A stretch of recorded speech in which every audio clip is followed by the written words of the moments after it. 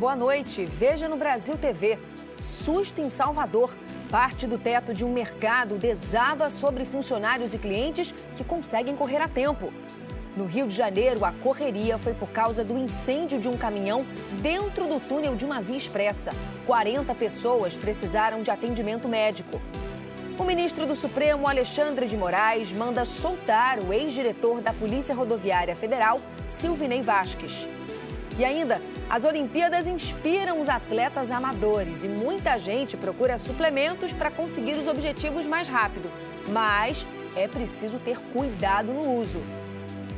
Quinta-feira, dia 8 de agosto, agora no Brasil TV.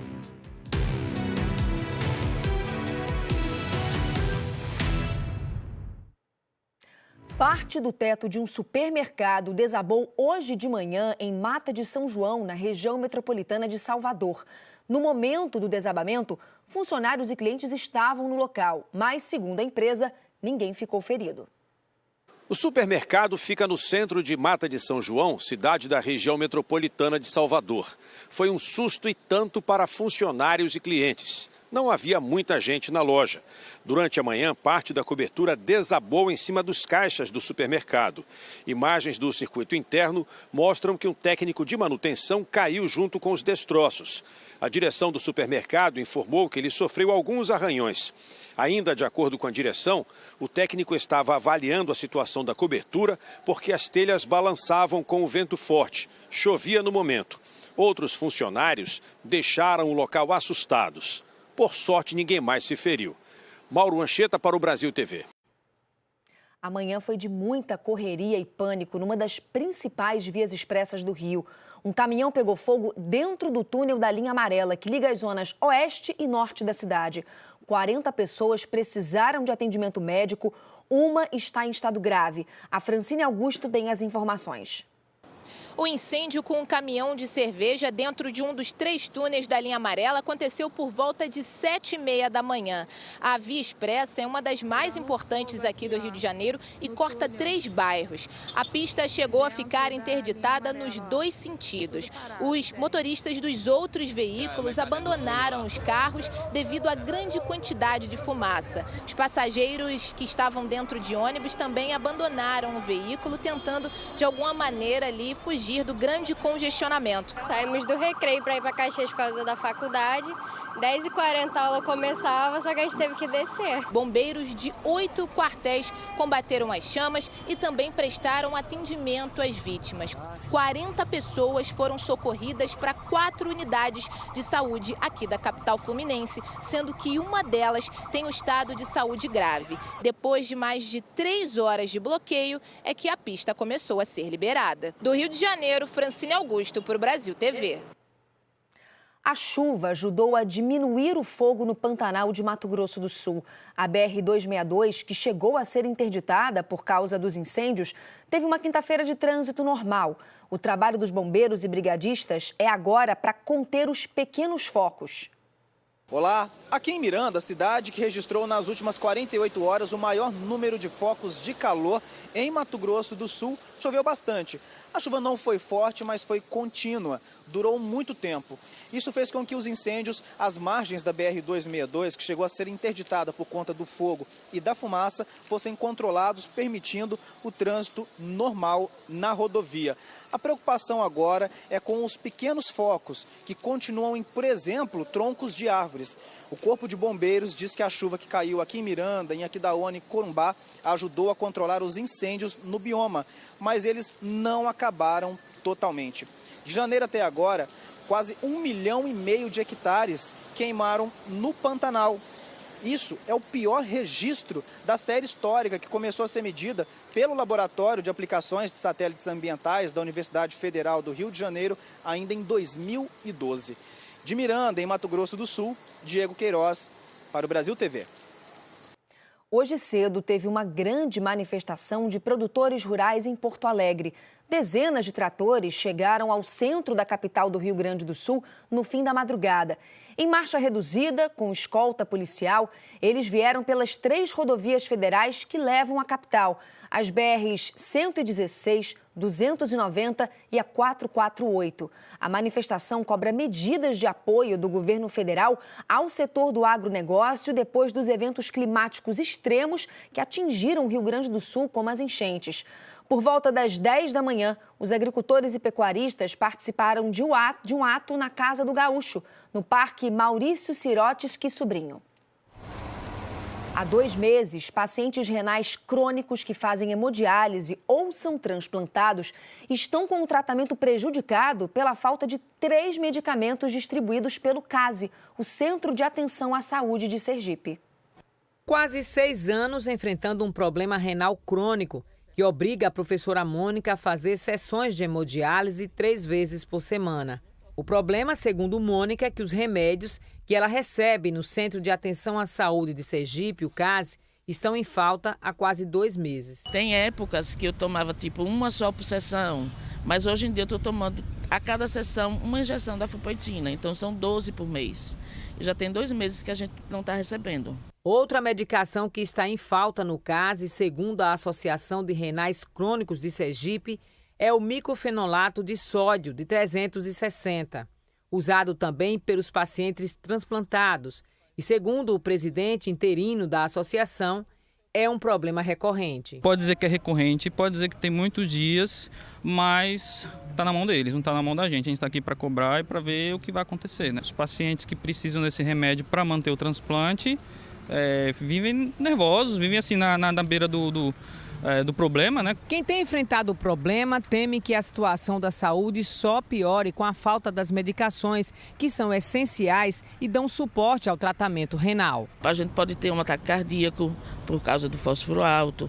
Então, uma doença pode levar até a morte se a gente não tomar os remédios certinho. Você pode, por um dia, no caso do transplantado, um dia que ele ficar sem o remédio, ele pode perder o enxerto dele, né? E para os outros pacientes, eles podem eventualmente ter um quadro, alguma crise num tratamento de hemodiálise. Se um paciente chega com fósforo alto numa máquina, ele pode passar mal. A Secretaria da Saúde de Sergipe informou que os medicamentos que estão em falta são de responsabilidade do Ministério da Saúde e apenas dispensados no CASE, o Centro de Atenção à Saúde de Sergipe, e que um deles, o cloridrato de sevelamer, já chegou e voltou a ser entregue aos pacientes. Para os demais, o Ministério da Saúde deu a previsão de regularizar o abastecimento até o dia 15 desse mês. O ministro do Supremo Tribunal Federal, Alexandre de Moraes, mandou soltar o ex-diretor da Polícia Rodoviária Federal, Silvinei Vasquez, que estava preso há quase 1 ano.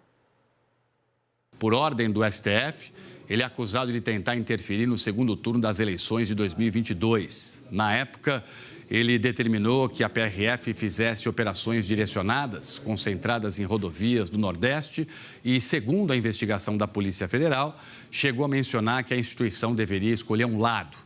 O ministro Alexandre de Moraes entendeu que a liberdade dele agora não oferece mais risco para as investigações.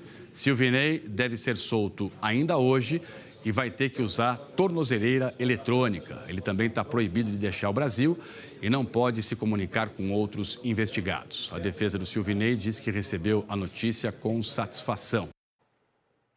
Silvinei Vasquez já foi colocado em liberdade. A Polícia Federal fez uma operação contra o financiamento ao terrorismo no país e prendeu 3 suspeitos. A Luana Nunes tem as informações de Belo Horizonte. Essa foi a segunda fase da Operação Trapiche, deflagrada pela Polícia Federal. Um mandado de prisão preventiva foi cumprido em São Paulo e 2 prisões em flagrantes foram feitas aqui em Belo Horizonte. As prisões em flagrante, segundo a Polícia Federal, foram por causa do armazenamento de cigarros eletrônicos contrabandeados. A polícia também atuou em mais 2 cidades mineiras, Uberlândia e Contagem, além de Brasília, no Distrito Federal. A Justiça Federal determinou o sequestro de valores e o bloqueio de contas bancárias, além da suspensão da atividade econômica dessas empresas. As equipes da PF estiveram em 2 tabacarias em BH, uma na região da Savassi e outra no Mercado Central da capital.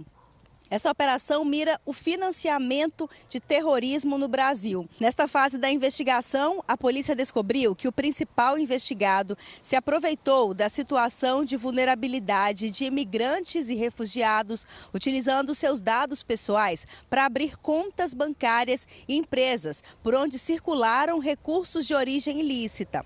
Após isso, passagens aéreas foram compradas e utilizadas por brasileiros recrutados para viajar ao exterior, onde foram entrevistados para seleções pela organização terrorista.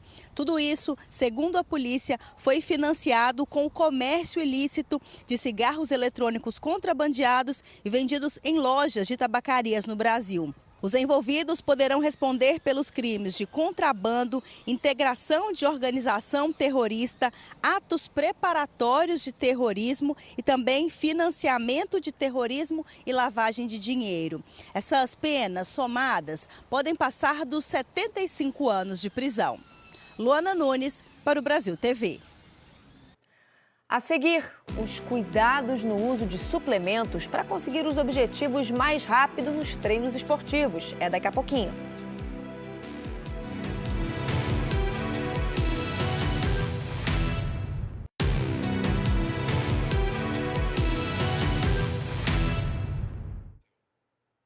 Brasil TV de volta em clima de esporte. Afinal, com as Olimpíadas rolando, tem mais gente se animando ali para se exercitar.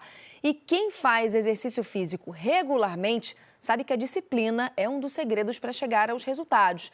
Perder peso, ter músculos maiores, controlar taxas ou ganhar mais disposição. Mas, além da frequência dos treinos, muita gente faz uso de produtos que prometem ajudar a conseguir os objetivos mais rápido.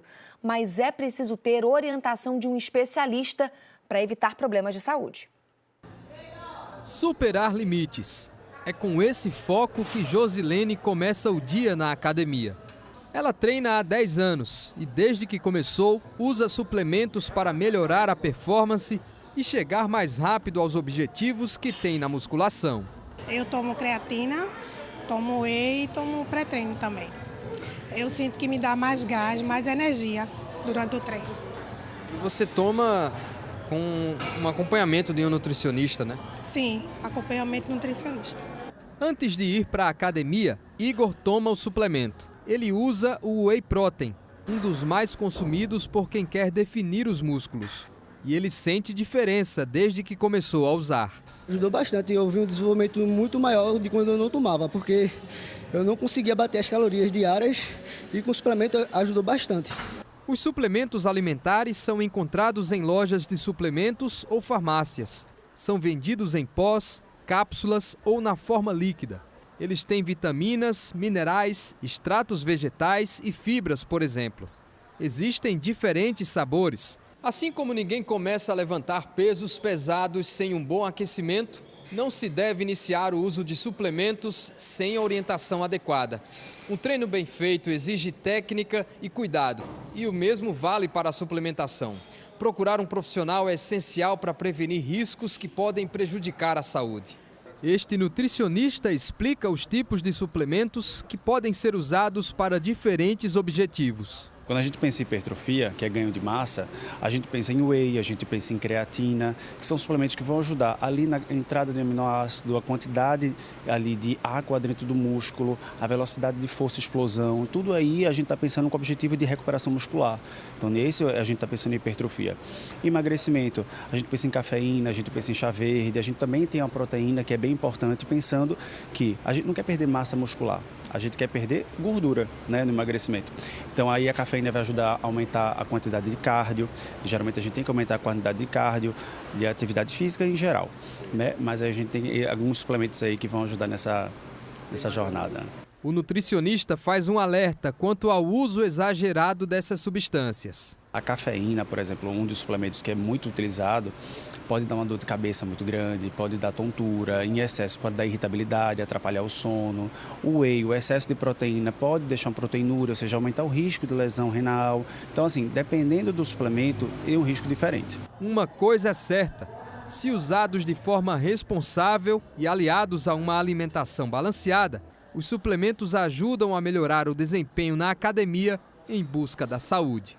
Ganho de força, aumento de massa muscular, recuperação, energia, isso tudo vai agregar na questão dos resultados, né, virem com mais rapidez. E agora falando de Olimpíadas, depois da repercussão da taxação olímpica articulada pela direita, o presidente Lula assinou uma medida provisória que dá isenção de imposto aos medalhistas. A Fernanda Ruvenat tem mais informações. O texto da medida provisória publicada hoje no Diário Oficial da União isenta especificamente as premiações em dinheiro pagas pelo Comitê Olímpico Brasileiro e pelo Comitê Olímpico Internacional para os atletas nas Olimpíadas de Paris. Já aqueles prêmios que são oferecidos pelas confederações e federações das modalidades ou por patrocinadores ou até mesmo pelos clubes dos atletas, esses vão continuar sujeitos à taxação de até 27,5%. Aquelas medalhas, troféus e até mesmo outros objetos desse tipo que são recebidos pelos atletas no exterior já são isentos dos impostos federais. No caso dos prêmios em dinheiro, normalmente eles entrariam no imposto de renda na declaração anual. Se a gente for citar um exemplo de um atleta numa premiação de categoria individual, o prêmio em dinheiro para cada medalha de ouro é de R$350 mil. Quando é o caso de uma medalha em grupo, entre 2 e 6 atletas, o valor é dividido igualmente entre eles. E se for conquistada a medalha de ouro, a premiação em dinheiro é de R$700 mil. Lembrando que a medida provisória publicada hoje já está em vigor, mas o texto tem um prazo de validade de até 120 dias. Nesse período, ele ainda precisa ser aprovado pela Câmara e pelo Senado e depois convertido em lei. Caso isso não aconteça, o texto perde a validade. Fernanda Ruvenat para o Brasil TV. O Brasil TV fica por aqui. Outras notícias no Jornal Nacional às 8h30 da noite, hora de Brasília. Uma ótima noite para você e até amanhã.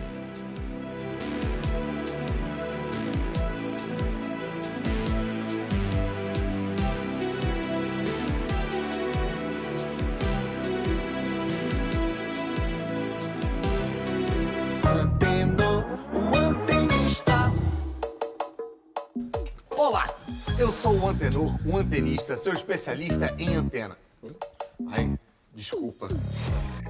Todo mundo quer saber como assistir a Globo com a melhor qualidade de som e imagem sem atraso. Ai, não sei se eu conto. Conto? Não conto. Conto tudo! Se você não tem parabólica digital, é só trocar a sua antena por uma digital externa, como essa aqui. O sinal é muito mais forte, é facinho de instalar e custa quase nada. Curtiu, né? Qualquer dificuldade já sabe. Chame um antenista.